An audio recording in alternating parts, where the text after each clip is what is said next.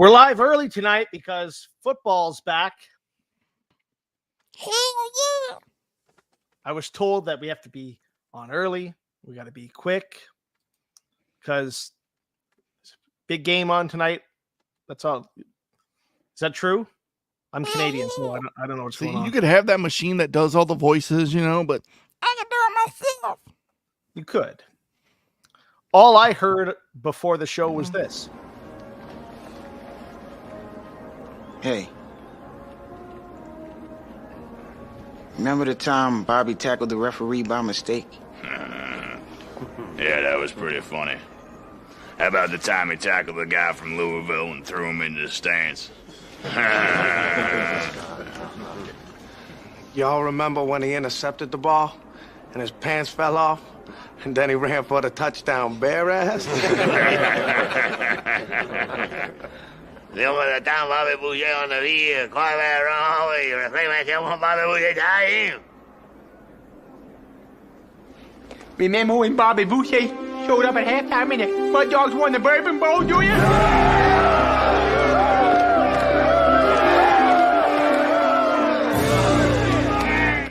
Football is back, baby.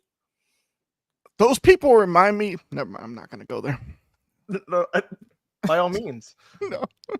This is an open space. It's a clean show. No, it's not. It's not an open space any longer. I was hoping. Well, we're going to go off tonight a little bit. There's a few things that we're going to talk about that I know, Jones, you're going to speak very passionately about. Jones is a real American. Oh, and how? Let's say hi to the people. Juan, Dirty Frank, Mr. Beefy, Mr. Thompson, Platinum. And I think oh no Kirk tonight. Damn. That's okay. Gentlemen, how are you? Good. Here. I can't complain. One more day till Friday. I've got very light schedule tomorrow, so I'm happy. Back to work this week. Jones, you had a busy week. You were telling us before, so let it out tonight. This is your time to really vent and get anything off your chest that you want to. Okay? Yeah, Jones. I've done 2 hours of work so far this week. Wow. Total. Lucky you. At my job. Just got to rub that in, eh, Joe? Just saying. I mean, I'm not happy about it, because I'm bored. I want to do stuff. What's up, Kirk? There he is. A little late. It's because we threw you off. That's our fault. So, Michael, Joseph, what do you want to talk about tonight? There's a few topics. There are. Just pick the topic and I'm fired up. Depending upon where you go, it may get a little. I'm fired up for a couple. Yeah, let's start amplified. Should we start spicy? Yeah.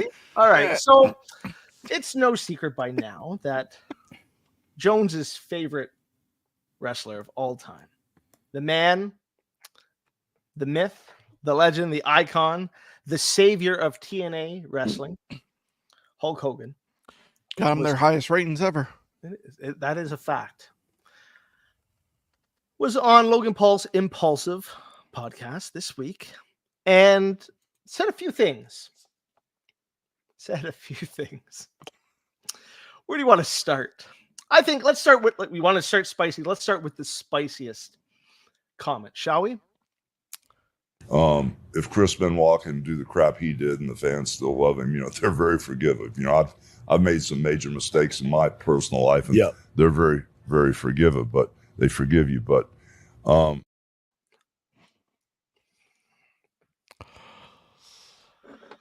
many happy dogs has he had so far during that show? Is that the only clip, or we got multiple clips? Oh, we've got multiple, but we got to let them all play, and then I'll attack them. Because that way it's out the way. But you got to realize, bro, this is not a work, okay? This is a shoot. What? The business is a shoot. Everybody's going to tell you it's a work. It's not a work. What do you mean? The business is a shoot. I don't know if I understand. If I the wrestle terms. you right now, and Vince pays you $1 million, and he pays me $5 million, is that a work or a shoot? I don't know. I don't think I know the terms. Let him explain it. Oh, you don't know the terms? What is a shoot? What is shoot? I know a work. What is a shoot? Come on, you're bullshitting me. He's not. He's serious. Yeah, I'm fucking with you. Okay, thank you. No, he's not. No, he's not. He's not. You embarrassed? Okay, that's fine. How about this? Can you explain it to our audience at home quickly that doesn't understand? I blew it. Shut up. He's gonna explain it to the audience. Logan, No, stop. Logan knows what this means. No. Logan knows what it means, but maybe just explain it to our audience at home. One more. You're probably on every wrestler's Mount Rushmore of wrestlers. Dude, come Gosh, on. who knows, man? 100%. There's a few haters out there. Like who? Bret Hart? Why is he so bitter? Brett hates everybody. Why is he so Brett bitter? hates Ev. It's not me. It's Flair. It's Vince. You know, I'll never work for Vince again after what happened to my family, and then he's back. You know, it just never ends with him. And I love Brett to death, man. I started with Brett. I remember when I was in Atlanta, I was in the business about 3 years, and I was like 330 pounds, almost 340, all natural. Anyway, and I just remember Brett used to live across the hall with me, and when I was working for Channel 17, what was it? Crockett Promotion. That I was so big, Brett, I'd wrestle 3 guys at once, so I'd pick all 3 of them up in a bear hug and just ragdoll them, you know? Yeah. And Brett was one of them, you know? And I'd throw him down. But we were just all getting started, so it was all fun. But then we got rolling, and he just, man, it's just, he says, I destroyed his career. You know, it's like, okay, all right, whatever. I thought Bill Goldberg destroyed his career, but. Do I like Hulk Hogan? No, I don't. I think he's a phony piece of shit. So was Hogan saying he wrestled Brett and Crockett? That's Yes. what he was saying. I don't think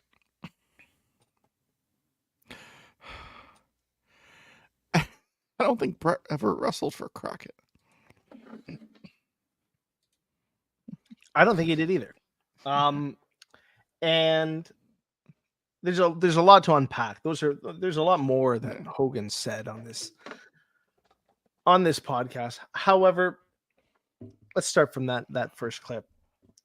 Talking about Chris Benoit. I even hate uttering his name out loud.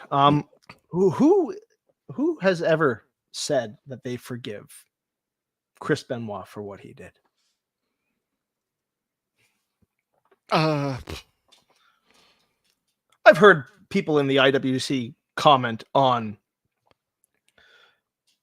Benoit's wrestling ability, his legacy in the ring, but I don't think anybody has ever forgiven Chris Benoit for what he did to his family. And then to compare yourself and what you've done, saying, well, basically I can do anything because Chris Benoit murdered his family and he's forgiven. So I'm off the hook. Michael Jones, you look like you're in deep thought and contemplation. I'd like you to, I'm just checking in. Are you okay? I'm okay. I'm just waiting for the green light because it's about to get ugly. You got the green light. I'm gonna call it Hoganism. Like, remember the facts that Hogan lied about? Like which one?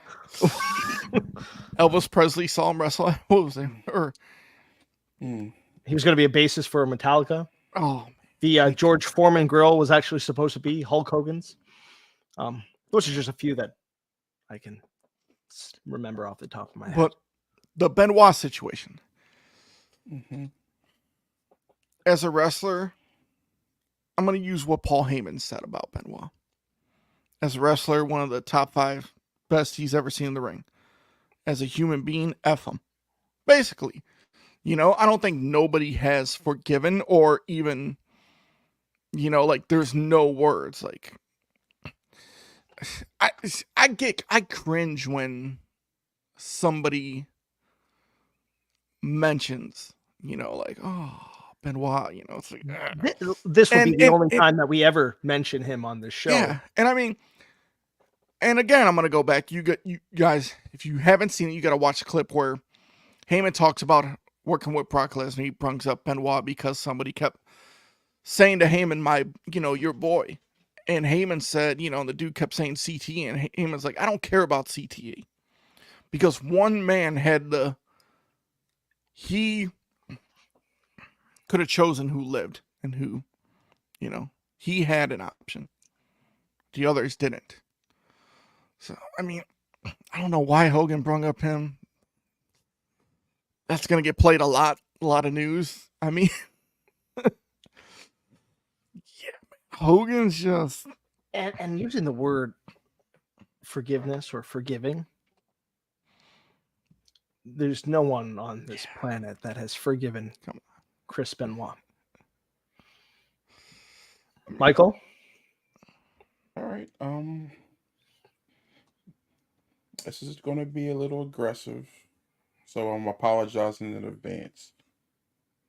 If you don't like it, tune off now. But fuck him. Fuck his views. Hey, fuck everything he stands for. For you to have the audacity to say people are forgiving of that guy I don't even mention anymore. I was one of the biggest marks for him. He was my favorite wrestler at one point. However, when that day happened and the news came out, it was fuck him and anything he stood on. If they're so forgiving of him, why do you have to search, and why is it buried on the network, Peacock, or why does a blurb come up saying caution when any of his matches are there? You can't search for him there. It's never going to be a moment where he's forgiven. Yeah. Like, I'm sorry you had massive head injuries, but it is real. But you murdered your family. Fuck you. There's no way around that. And your dumb ass is talking about you deserve to be forgiven. Oh shit. You can't be forgiven when you already show you don't even understand why you should be forgiven. You're saying, "Oh, I didn't say anything wrong." If you don't feel it's wrong, why should you be forgiven for something you didn't even feel is wrong? I understand. I have my views, but again, it's actually it's not fuck Hulk Hogan. It's fuck Terry Bollea. Because you're a scumbag. There's no way around that one. Like, remember on the tell the network? truth for once. Like, please. Like, you're old. You claimed, like, I stopped drinking. Oh, blame it on the beers. Oh, I'm a born again Christian. But you're still doing stupid stuff. You're saying forgive him. I get it. This isn't about religion. I understand it is about they preach for forgiveness is preached upon. I'm not forgiving you. God forgives. I don't. Mm-hmm. There you go, Ricky Rose. Okay. You know what's funny about that person is, remember on the network, say you go to 2004 Royal Rumble, you had the dots for each match. When you got to the Rumble match, there was no dot. Like, yeah. I think Hogan's been in the news for like the past couple of weeks. When he was here in Ohio, promoting his Real American Beer, he threw a beer can to the crowd, hit the girl. And then this week, Logan's podcast, I feel like it's just Hogan does it to himself. He's like Flair. Yes. And I'm going to say this right now. I think it'll be funny as hell. I would watch it because it'd be funny in the comments. If Flair and Hogan had a podcast together, can you imagine? Like, you would need Snopes to fact check everything that they say, because let me get this piece of shit from behind me. Sorry. no, but don't be sorry, Michael. Don't ever be sorry. I think you worded it perfectly, and some of the people in the comments have touched base with what we're talking about, and talking about the wording is one thing, but okay, football starts today, and there's a lot of research that has gone into the NFL and former players with CEE. I don't know football like you got CTE. Sorry, how many football players have gone on to murder their families that had CTE? Mm-hmm. They took their own lives. Mm-hmm. Yeah, they didn't. Yes. They didn't brutally murder their families. No. So to just blame CTE as the cause for what Chris did, or as an excuse, is fallacious, because there has been a lot of research up until about last year that I think 92% of former NFL players who were analyzed in a February 2023 study, out of 376 brains, were diagnosed with CTE. So this is something that's not unknown in not just the NFL, but a lot of professional athletes where there's contact, especially to the head. A lot of wrestlers that have also been diagnosed with CTE, and none of them have done this. I remember the 30 for 30 on the Chicago Bears, 1985 Chicago Bears. Because they were talking about a person on that defense named Dave Dewerson killed himself. He had CTE. He killed himself. Jim McMahon, the quarterback from the Bears, and we knew how hard-hitting the NFL was back in the 80s.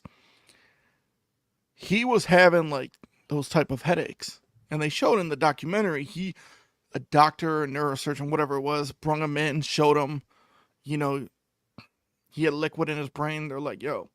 And they were just doing tests. Like, they were taking like this metal needle or metal like bar, just, tapping his head and his neck. It's not going to get rid of all of it, but it helps him. It does whatever it can to, I'd say, negate it. Just alleviate it, all that. But I've never seen, with CTE, I've never seen a former sports player or anybody else do what they did to their family. It's always they took themselves out of the equation.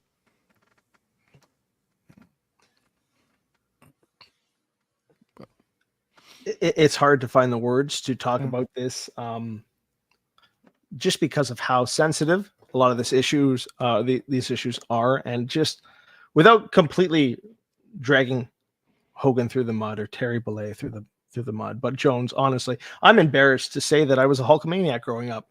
The more this man opens his mouth, part of me wants to get rid of all of his memorabilia, just because I think he's a giant piece of shit as a human being.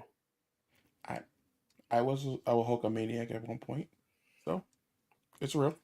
However, I learned, moved forward, kept it going. Joseph Reiki is actually right. I have to think about that. Well, he didn't. That wasn't his own family, though. Yep. That was a different family. Not condoning it any. Not saying it's any better, but still. Yeah. Yeah. And that was just his comments about Chris. His comments about Brett, I find interesting, because for one, I don't ever recall them wrestling in Crockett. Jones and Joey, you guys are much more knowledgeable than I am. Did that ever happen? I don't recall it. No. And he talks about how Brett hates everybody. I think it's funny when he says the things that he said about Bret Hart, considering how many people actually hate Terry Bollea. the person, even in his own family. Here's the thing.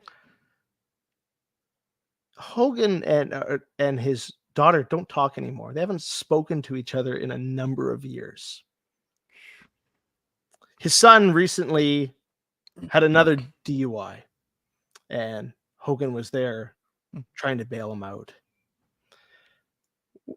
Bret Hart, on the other hand, talks to his children. Still a family man. And you can say what you want about Bret. You can say he's bitter. You can say he, doesn't get over things. You can say he is, just rambling and can't get over the fact that Bill Goldberg, fuck Bill Goldberg, ended his career. But there might be some truth to that. But at the end of the day, guess what, Hulkster? Guess what? Breaking news that just before the show started, Bret Hart will be joining the WWE on Monday Night Raw this Monday in the season premiere from Calgary, Alberta, Canada. Now, Hogan claims that he signed a 5-year Legends deal or whatever they're calling it these days. Nostalgia deal or something? Nostalgic deal. Yeah, I think that's it. I think they should settle it in the ring one last time. The match we never got. In the Bring out the Winged Eagle, have them tug on it. I think it's a good idea. Me and Nico are still looking for that picture.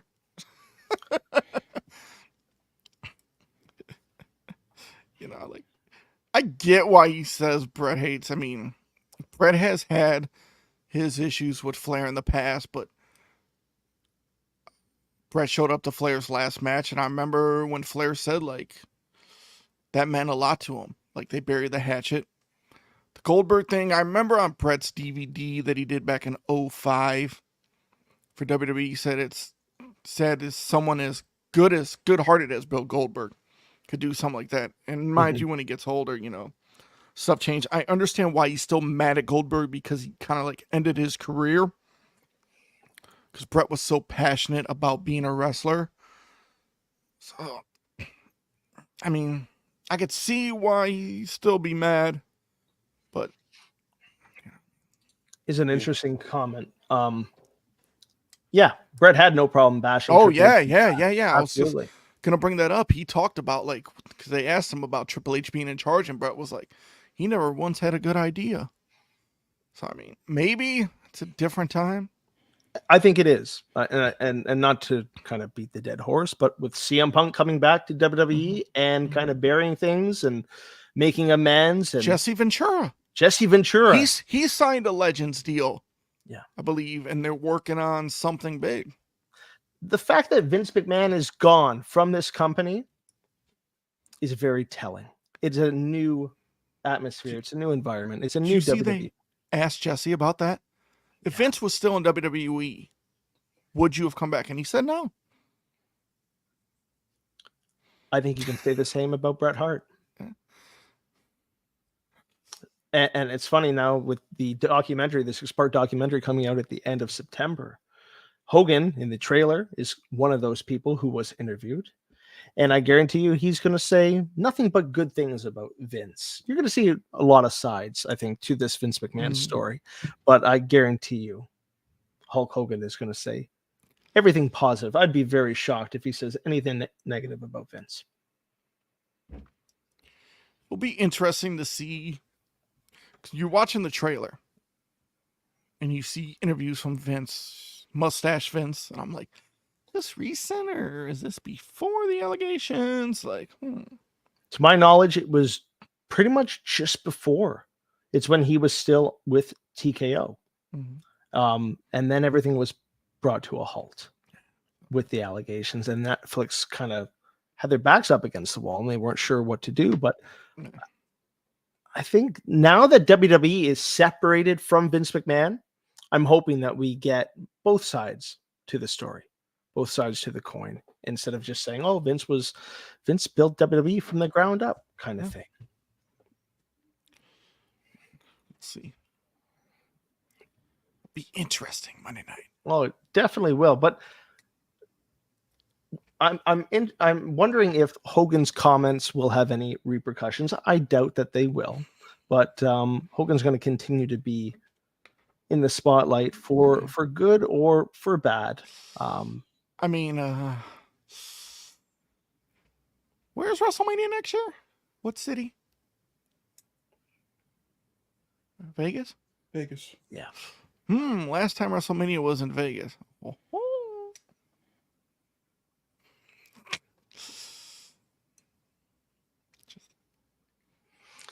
Yeah. It'll be. We'll see what happens from this. But there's a comment a little bit earlier. I want to just touch base with this. Our friends over at Hannibal TV. What's Mandy Rose making on her OnlyFans platform these days? Is it still 500,000 a year like when she was in WWE? I don't know the figures these days, but I do know that Mandy Rose mentioned that if she were to come back to WWE, she would want to be wrestling on Raw or SmackDown only. Would she draw? I think so. I think that she has a very big following, considering what her following on various social media platforms. And I think a lot of people would tune in to see if she came back to the E. Especially if she was like a surprise entrance into the Women's Rumble. Absolutely. Even if it's just like a one-off or sporadic. And when you look at the amount of female talent, we've talked about this for the last few weeks, the amount of female talent in WWE in general, but when you look at the up-and-coming stars in NXT, I know she doesn't want to wrestle in NXT. She spent some time there before she was let go, but there's a lot of female talent on all three brands that are going to carry the WWE for a very long time. And one of those is Giulia, who made her debut at No Mercy this past weekend, and we saw her on Tuesday night on NXT. I'm excited to see Giulia. I know you guys are as well. What's in store? What's in store for Giulia? What is the WWE universe going to see from her, in your opinion? What does she bring to the table? She is the table. Man. She's a star. Yeah. A lot of people may not know this. She was trained by Io Shirai's sister. I mean, the pop she got, like, at No Mercy. I mean, even, like a couple months ago at NXT. She was in the crowd, The thing I love about her is her eyes tell the story.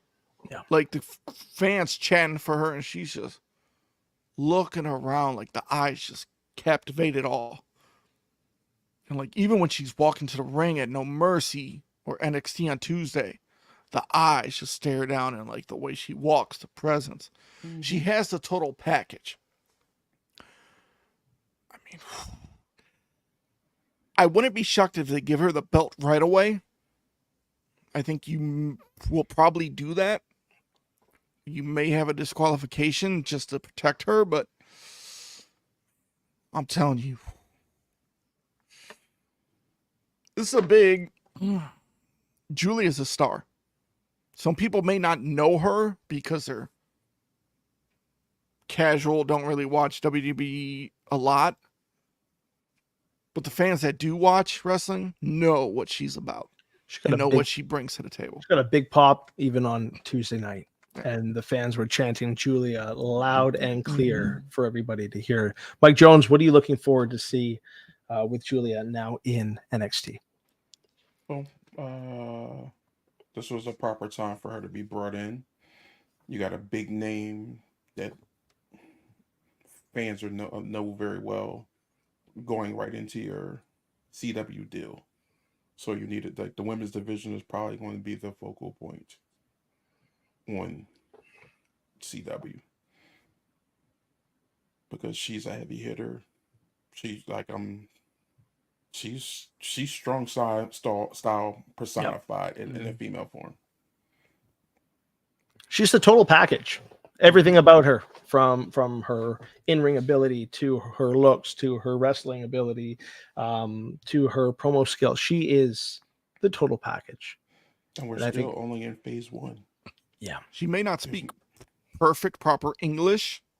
Her English is decent though. That's actually pretty good. Yeah. But she'll be. And I'm a big fan of Roxanne Perez, what she's been doing ever since she came back and being a heel.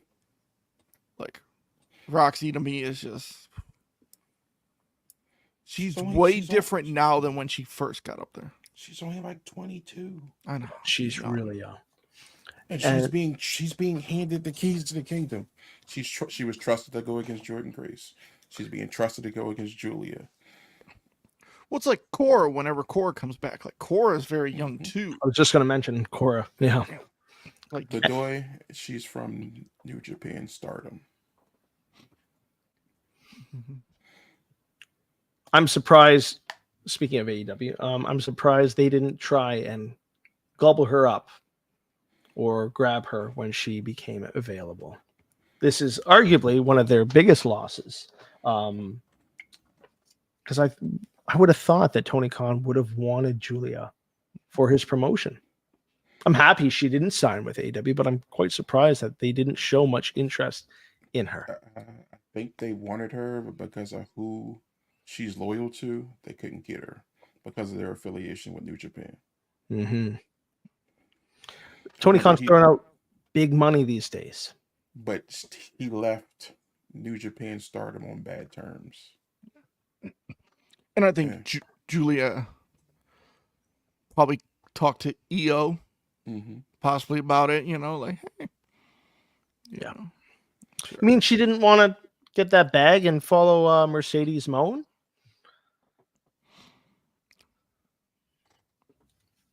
Money isn't everything. I guess not. Exposure. I guess not, because you can take the WWE route and, make your money and get that exposure for the next 10, 15 years and become a superstar, or you can sign that 5-year deal with AEW and make a shit ton of money and only work a couple days a week at best. But you've also taken a chance of disappearing for months at a time in AEW. Look at AEW's biggest signings in the last year.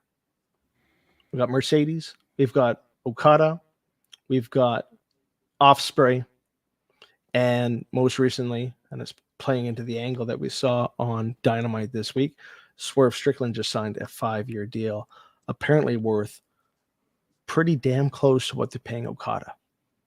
You forgot one. Who did I forget? Jay White. I forgot him for a reason because I have not seen Jay White on my television screen. He's been hurt, but even so. That's right. So what do? Do you take that bag like Okada? Do you make that Okada money? Do you make that Swerve Strickland money?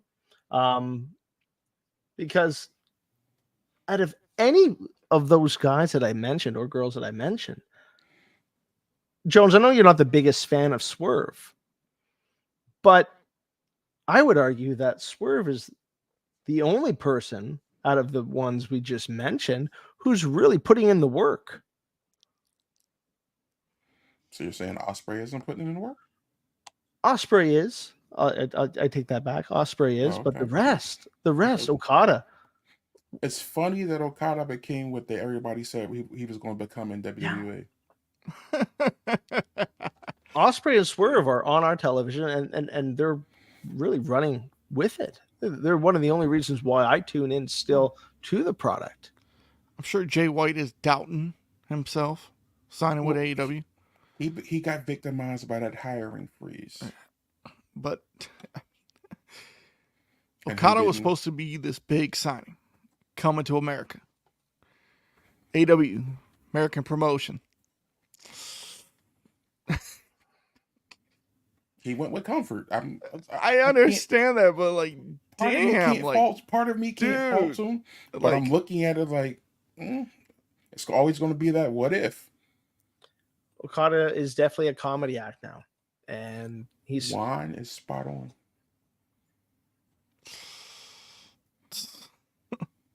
You're not wrong. You're not wrong at all.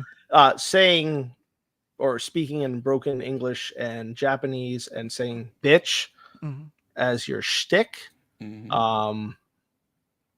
that gets old pretty quick. It's like if WWE signed Shinsuke when they did and turned him into like Doink the Clown or something like that. Something silly, yes, some comedy act. Because Okada in New Japan, yeah, he was larger than life. But that's not who we're seeing on Wednesday. Maybe they're waiting for Kenny to come back to have that match, but come on, you could do Okada and Ospreay. Okada and Bryan. Like, yeah. But if you want to build up to Kenny, you need to make him look solid. You need to make him look like it's worth it. No. Now, Kenny will come back and like it's not worth fighting anymore. Like, and AEW does have a lot of young talent. And speaking of signings, I forgot one of the other most recent ones, Daniel Garcia, who showed up. I heard he hasn't signed yet. Yet he's back on our television, and he's likely going to sign. Is he doesn't do it for me. And then you look at the main event for All Out. You've got a guy like Jack Perry. That's not the main event. No. What's the main event? Swerve and Hangman for the title, at least. Bryan Danielson's not going to be losing the title at this point. But even if he were to hypothetically lose, Jack Perry's not the guy to take the company, to take the belt. The whack Perry. I'm not watching anymore.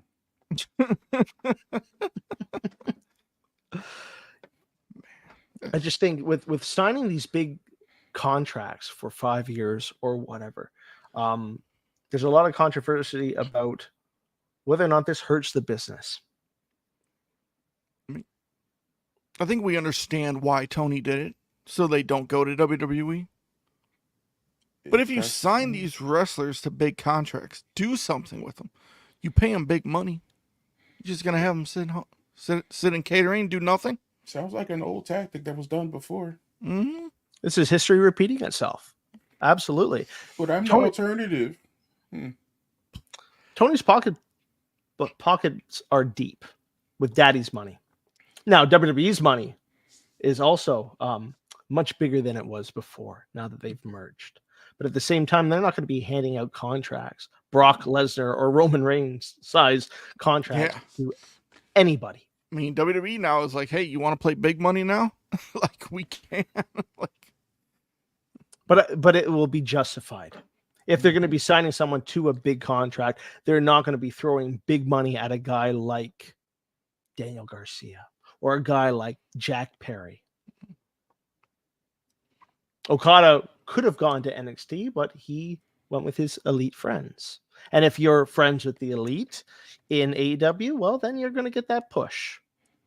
And that's why we're seeing, I think, Jack Perry fighting against Bryan Danielson for the AEW title. But like you said, Jones, and thank you for correcting me, that's not the main event.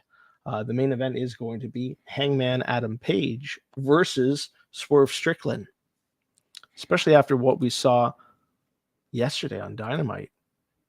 Now, the reason why we bring up contracts as well is because this is also playing into the storyline, right? Swerve was able to extend his contract with AEW, make that money, and buy his childhood home. The house that he grew up in. The house that he was raised in by his mom. That Hangman, evidently, at the end of the episode, poured gasoline and burned down. It's the same house, but the way. It is. It's the backyard. Yeah, it's just a different angle. A lot of people were quick to say, no. The pillars are wrong. If you actually look at the opposite end of the home. Joe, what's that face, buddy? Watching this angle on TV the past couple weeks reminds me of an angle going on in WWE. Pretty similar. Reminds me of Punk and Drew a little bit. It is a little Punk and Drew-esque. It also reminds me of Randy Orton back in 2017. But I'm not a fan of Hangman. You know, like I was when AEW first started. I'm like, all right, you know. But it's just like he's going against Swerve, so I'm a huge fan. I liked him in Ring of Honor, and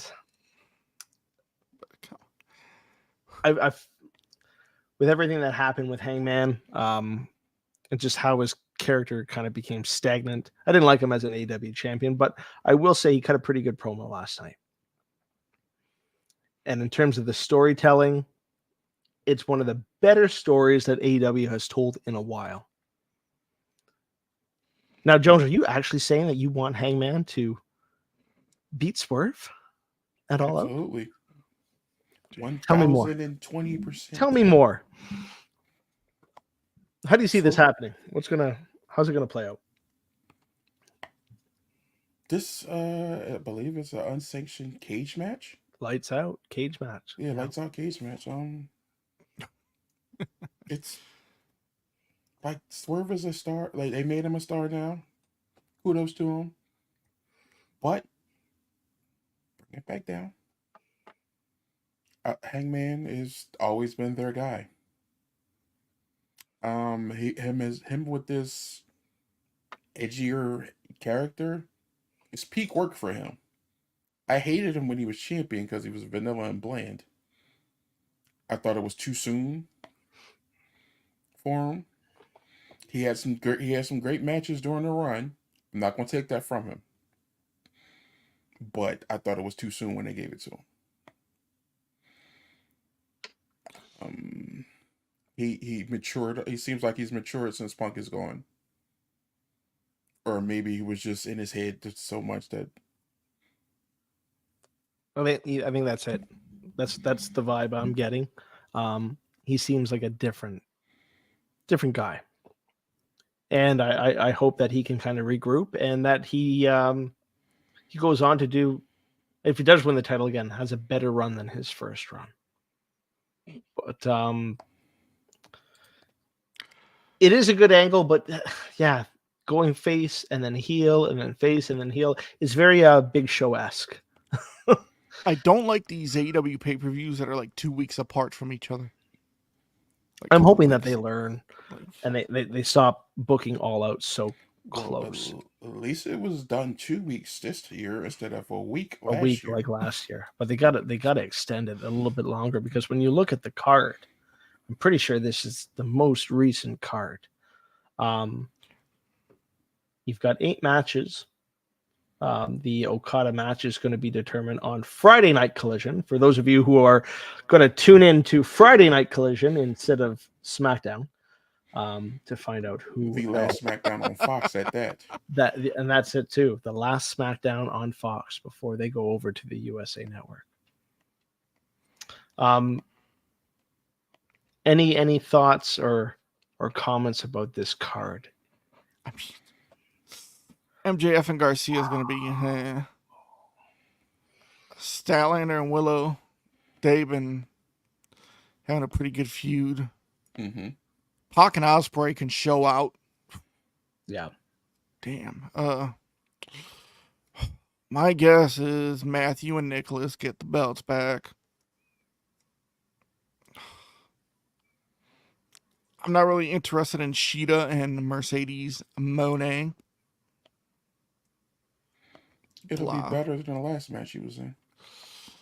And how? Sheeta will have to carry her. Well, it's crazy how they're showcasing the TBS women's title more than the actual women's title. Yeah. It's interesting that is not on the card. Mariah May is not defending it on the All Out pay-per-view. There's nobody really built up to really challenge for it at this moment, though. Could have saved her and what's her name? Could have had a rematch. Nyla. Yeah. She just beat Nyla. Yeah. I don't know. Doing the jade pin. You guys gonna the jade pin? She could do the jade pin, or she could do the pretzel pin. Yes. Is that what it's called? The pretzel pin? That's what she calls it. Yep. Yeah. Let's just leave that up for a second. Wait for Mr. Beefy to see that, because I know that's why he watches. But are you guys going to be watching All Out this weekend? No. It's on Saturday. That's a negative. That's a negative. Wow. I'm going to try and tune in. There he is. Say his name and he appears. That's Joe's favorite wrestler. I believe and say Mr. Beefy. I do it for you guys. I do it for you guys. We didn't mention this when we were talking about the controversy with Hogan earlier, but this man here who was getting a big push and was drawing huge numbers on social media platforms for the WWE with his work with the New Day was fired this week for domestic abuse. Has it been fully confirmed? Oh, my Oh. bad, guys. I was gonna say I didn't put that up. I did that for you, Beefy. Your finger slipped. Odyssey Jones. No pun intended. No relation. What are your thoughts on Odyssey Jones? Because I know you were a fan. This is really, really, really bad.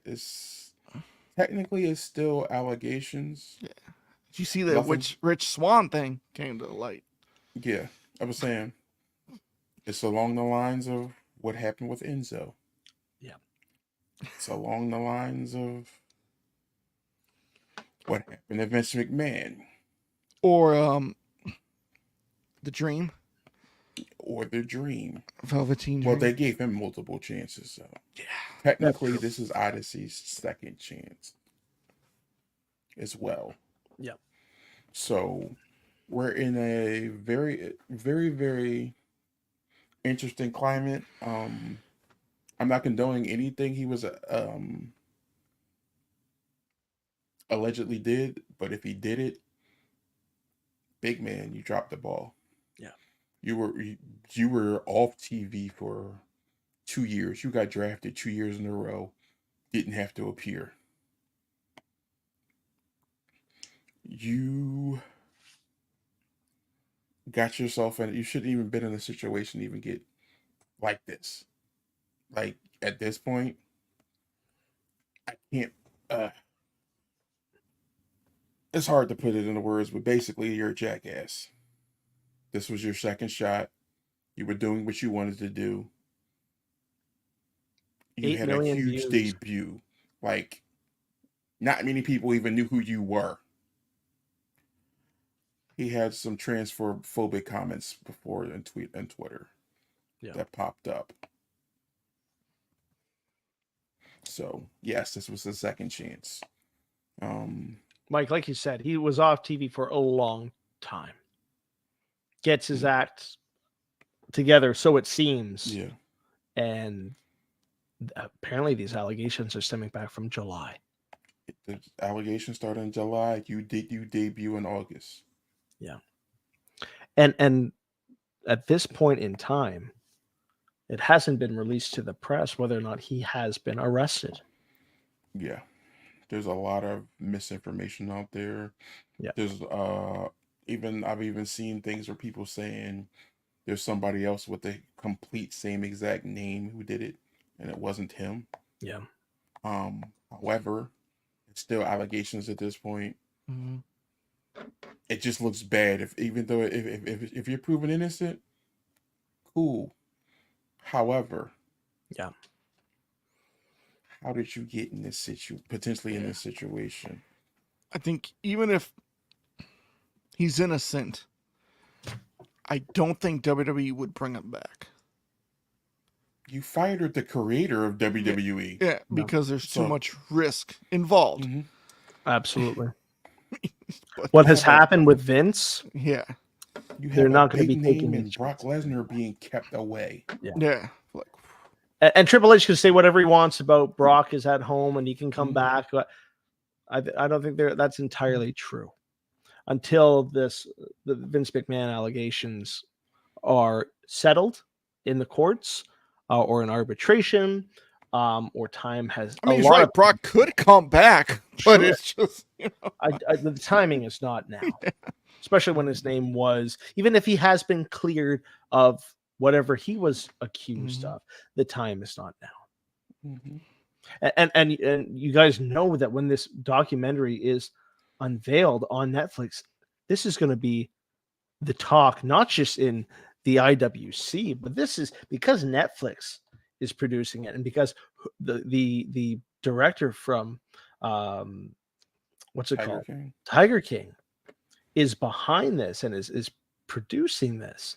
This is going to be in the headlines across every sport media outlet. And I've already seen some inklings that the people in charge in WWE aren't happy that this document's coming out. I think they're the documentary. I'm sorry. They don't have much control over any of this. But what's crazy is the timing, because you have Raw coming into Netflix. Yes. 4 months after. And has anyone watched the trailer? Yes. I watched it today when it dropped. There's a lot of interviews from people still employed right now. Yes, sir. So I'm curious how these are playing out. This is going to, WWE is going to, whether it's good or bad press from this documentary, people are going to be talking about wrestling. They're going to be talking about the WWE. They're not just going to be talking about Vince McMahon, but I think the timing of it is impeccable. And This with them, be a black eye. Yeah, switching to Netflix come January. Yeah, we're going to see what happens over the next few weeks. And I'm sure we'll talk about it here on the show at the end of the month when the first episode drops. But the timing of it is all too coincidental. You're going to need all the star power to try to fix what is about to happen. And there's a lot of names that have not been revealed yet, that they are keeping hush, that they did not put in the trailer, that we are going to hear from family members and other wrestling personalities that are going to be talking about Vince's McMahon. neighbor, Vince's lawn guy. Juan, that's true. They were doing this documentary, and then the allegations came out, and then they were at a standstill. They had to halt everything. And maybe they have an interview with Miss Grant's family. So long as it doesn't impede anything that happens in the court case, yeah, I think we're gonna. I'm hoping that we're gonna actually see and hear a very honest telling of Vince McMahon, and you're not just gonna have guys like Hogan and Austin, for example, and The Rock just praise Vince McMahon for what he did for the business. I want to hear both sides of it. I want to hear the ugliness, because a lot of people are going to tune into this, whether or not they are fans of wrestling or not, because in our little world, in our little bubble, in the IWC and the communities that we're a part of, yeah, we like the product, we watch the product, but there's a lot of people out there that think wrestling is stupid, that think wrestling is phony, that think wrestling is just for children, but they know the name Vince McMahon. And whether or not they hate wrestling or not, or that they haven't watched it in years, there's going to be a lot of eyes on this documentary, and a lot of people are going to be talking about it for quite some time. And with the switch to Netflix come January, I don't think there's any bad press that's going to come for this, because WWE will arguably just say, hey, yes, Vince was part of it, but he's not with us anymore. That was WWE of past. That was Vince McMahon of past. And this is a new era. This is a new company. Kind of wash their hands of it as best as they can. But to your point, it's not going to look good when you've got guys like Triple H that are talking about his father-in-law, and he is the head of... and you got Bruce on there too, Bruce Pritchard. Yeah. So we'll see. I'm all for it. I'm definitely going to be watching. It's going to be good. It's going to be good. We're going to have an AI of Bruno Sammartino talking about Vince. Maybe Vince's father will also make an appearance and talk about his boy. But should be a good documentary, nevertheless. I don't think they can, but by separating themselves and firing him, Technically, they have, because you have to remember who Ari Emanuel is. He's a different type of beast. he's not going to take any BS. No. Especially when it comes to anything related to sexual assault or any of these kind of allegations. He's not going to. But he's also a ruthless business person, too. Absolutely. Absolutely. Yeah. So we'll see the fallout, if any, after this is released. 6-part series, I believe they're about an hour each. So you're going to have 6 hours of Vince McMahon. Wow, wow. Put that into perspective. But I mean, if you knew Ari, you knew what he was going to do with WWE. Same thing he did with UFC. Bought 51% of it. And then a couple years later, he took out the whole rest of the 49%. Same thing he did with WWE. Yeah. Once I got control. Absolutely. You can say we're partners, Vince, but guess what? So, for those who don't know who Ari Emanuel is, if there's any fans of Entourage out there, Ari Gold was loosely based upon him. Yeah. That's all you need to know. He was a Hollywood agent. Yeah. He represented Ronda, The Rock, a lot of people. Yes, sir. But I remember Dana White said, like, when the Fertitas were selling the UFC, he said, "Hey, the new owner wants you to stay on." And he's like, "Man, I don't know if I would stay if I don't get along." And they're like, "Who's the new owner?" He goes, "Ari." He goes, "I'll stay." Because him and Ari get along great. It's like 2 peas in a pod. But yeah. Which is also interesting considering he still has a job. Who? Dana. What did Dana do?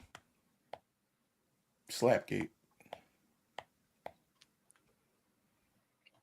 Remember when he was his wife? He slapped his wife. Oh, that was when was it New Year's Eve? No, that's when they were showing people how the power slap works. Oh, wow. that was a promotion for his show. Yeah, promotion. Oh, okay. So that's why that happened. Okay, interesting. That was different. Like you said, he got that pass, just like Hogan tends to get multiple passes because. I was just thinking of this because we were talking about Vince. I'm like, it's kind of ironic that the two people who changed WWE, WWF in the 80s and early 90s, Hogan and Vince, you look at them now today, like, where those two? Shit. Yeah. Kind of lost for words. I think we said everything we had to say about the Hulkster and his comments and the Huckster. The Huckster. Yeah. But it is brother. It is Thursday night. NFL is back. Do it, Jones. I'm surprised we stayed on this long. I thought you guys would be. Not how we're gonna end the show. We're gonna stop the music. We're gonna big two. Jones is gonna watch the HBK promos on Hogan.